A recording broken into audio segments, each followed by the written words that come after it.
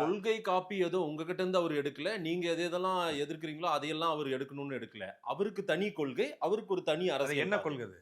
என்ன கொள்கை? ஏங்க தாவேக்கோட கொள்கையை சொல்லுங்க. தமிழக வெற்றி கழகத்தின் கொள்கையை தான் அவங்க மேடை முழுக்க அது காட்டிட்டாங்க. அவங்க சொல்றது. நீங்க தமிழக வெற்றி கழகத்தோட கொள்கை நீங்க சொல்லுங்க. ஒரு ஊடகவியலாளரா. இன்னைக்கு தமிழ்நாட்டை தெரியலல்ல. காப்பாற்ற வேண்டிய இதே மாதிரி தான் அந்த கட்சிக்காரன் எவன்ட கேட்டாலும் தெரியாது. ஏன்னா அங்க கொள்கைன்னு ஒண்ணு கிடையவே கிடையாது. நீங்க கொள்கை என்னன்னு கேட்டீங்கன்னா, கொள்கைன்னா என்னன்னு அவன் கேட்பான். நீங்க கொள்கை என்னன்னு கேட்டீங்கன்னா, கொள்கை என்னன்னு கேட்பான். ஆனா எங்களுக்கு ஒரு கொள்கை இருக்கிறது. இல்லங்க, எங்க எங்களுக்கு ஒரு கொள்கையை கோட்பாடு தூக்கி இருக்கிறது. சுமக்கிறவங்க யாரும் பெருசா ஒண்ணும் சாதிக்கல தமிழ்நாட்டுல, சரிங்களா? என்ன தமிழர் உரிமை சார்ந்து வாழ்வியல் சார்ந்த இந்த வார்த்தை போராட்டங்களை தான் ரொம்ப தவறான வார்த்தை. கொள்கையை தூக்கி சுமந்தவர்கள் சாதிக்கவில்லை என்பதற்காக நல்லகண்ணு ஒரு கொள்கையை கொண்டிருந்தார். அவர் சாதிக்கல் என்பதற்காக நல்லகண்ணு கொண்ட கொள்கை தவறான நீங்க சொல்லுவீங்களா? நான் அப்படி சொல்லல. அப்படிதான் நீங்க சொல்ல வர்றீங்க. கொள்கையை தூக்கி சுமந்தவர்கள் சாதிக்கவில்லை. நல்லகண்ணு ஜெயிக்கலங்க. ஆனா நல்லகண்ணு தூக்கி சொந்த கொள்கை சரியானதா இல்லையா?